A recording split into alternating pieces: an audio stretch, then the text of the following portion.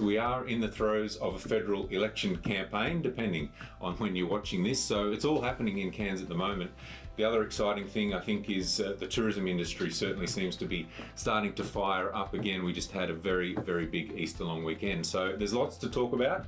Our first guest on this edition is Joe Mendiolea from Grant Thornton. Joe, in the latest Cairns Report, the April edition, you talked a little bit about the budget. There was certainly a fair bit of disappointment, it's fair to say, which you reflected out of that budget, but the budget feels like a lifetime ago. Yeah, no, certainly does. I think normally the budget's in May and we focus on the budget, but this year, 4 weeks ago, they made announcements. I can't even remember most of them. There certainly wasn't a lot for the region. It was a little bit disappointing. And what most of the clients are talking about, is, is there going to be a difference whichever way we vote? And I think the cost of living pressures, inflation, interest rates, regardless of who gets in, interest rates are on the rise. So I think they're the issues that are really, focusing the mind of most of our clients. The cost of living, and not just clients, just the general costs we're dealing with.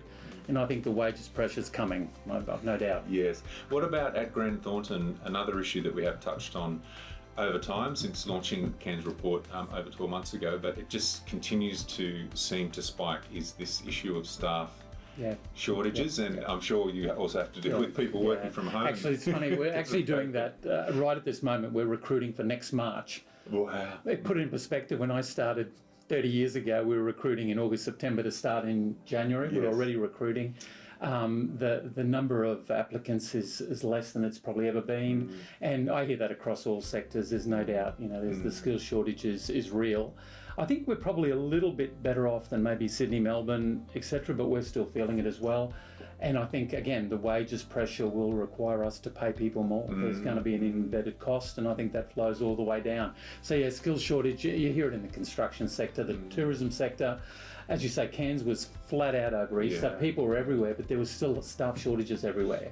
So I think till we get some international students and some real, some others helping meet that shortage, I think, we'll still be in for a bit of pain. Bit of pain there. And I guess just finally, Joe, Grant Thornton clients, what's their mood like and their outlook, I guess? It's hard to pick a mood in a federal election. Things seem to come to a standstill. But what are they telling you? Is it positive? Look, I think when they started seeing some planes actually coming in, not being spoken about, and we've had a few flights, and I'm told the planes are full. I haven't been on one yet, but the planes are full. And I think for Cairns, that's a huge plus. Domestic travel's been quite good anyway, and I think that will continue. That brings on the construction sector from behind. I think real estate and construction has been driving quite strongly. So, there are definitely pockets of real optimism out there.